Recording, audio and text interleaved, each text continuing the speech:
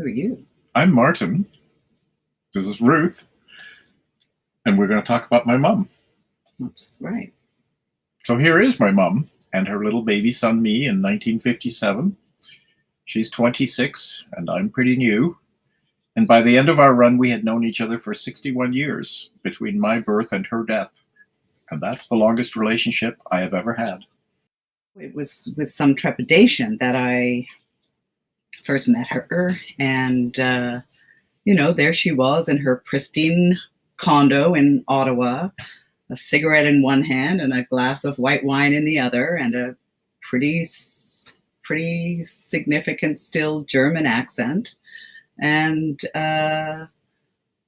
she was quite hard to get to know. So take a look at these little clips from the 1950s where she's young and beautiful. She's in Austria. She has just married a Canadian who came over to Austria after the war looking for adventure, and she is the adventure he found, and the world is her oyster. Yes, well, and you see, it's when I started to see some of the old videos that you guys had, and I could see that sort of vibrant, independent, risk-taking woman. She valued order and control, and dinner at our house, and by now we're living in Ottawa, was served at 6 p.m. It was not served at 5:59, and it was not served at 6:01.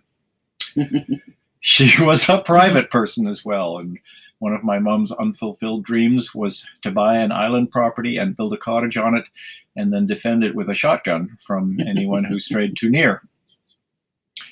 After my dad died, my mom lived pretty quietly, and her condominium became her little Austrian castle, as you said, arranged and operated to and for her satisfaction. So there's a life right up to mom's first bad fall, and then she lost control, not all at once. There was a cascading series of falls and chronic conditions that eventually landed her in hospital, then in private assisted living, and then in long-term care.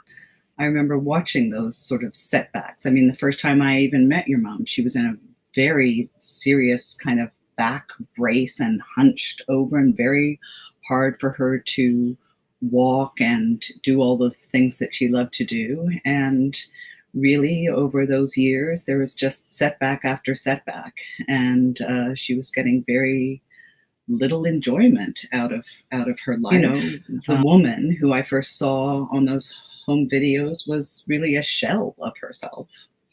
Yep. And as her body deteriorated, her mind stayed sort of torturously sharp. So you've been introduced to someone who's meticulous and was adventuresome and independent and private. And now imagine taking all those essential things away, and also any hope of ever reclaiming them, right? And imagine that the very help that she needs and was getting was inherently resented because it represents that loss of capacity. And imagine living with chronic pain that can't be mitigated properly anymore. And just imagine losing track of who she is in essence, and increasingly being sort of cornered into defining her only by her own increasing suffering. Yes. Yes, and she did keep saying, regularly, this is not a life. And then one day she actually said, I want to die. Just to me, I think, were you there too? I was there. We were I both watched in the room, conversation you had, the two of you. The long-term care home that she was in. This was very, very new for them. She was only the second person who'd even made this request. They ended up needing her to, or wanting to all sit around in a case conference to ask her if this was really what she wanted to do. And that meeting also gave her an opportunity to say to all of them collectively, yes, loudly and sternly, yeah, I do want this. I want to die, she said.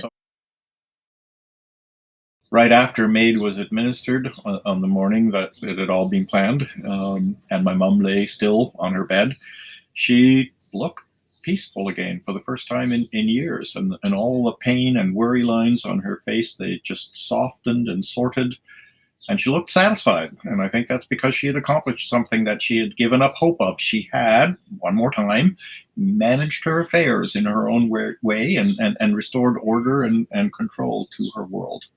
That was a beautiful thing. I like that. I like that word satisfied. I think you're absolutely right. Good job. Good job. She liked to feel satisfied. Good job. Exactly. So grieving for my mom started a long time before she died, and it had nowhere to take itself except to burrow deep as her situation deteriorated. And now I can grieve my mom in a positive way, and also celebrate the decision she took to die well. And that's a blessing. Mm-hmm. So there's this Austrian Bavarian lullaby called Haiji Bombaiji, which she loved, and it's a very peaceful little lullaby. And I'm just going to sing that as we roll the credits, because that also reminds me of how peacefully she lay on her bed.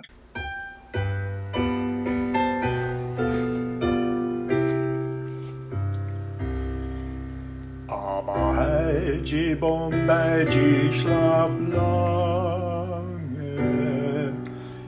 es ist ja dein Mutter ausgange,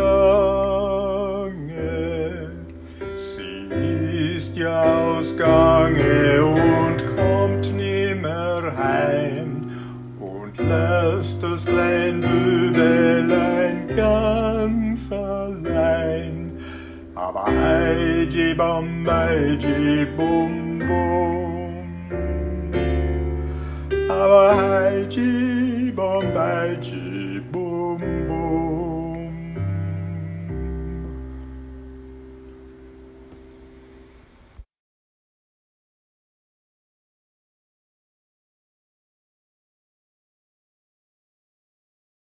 Thanks.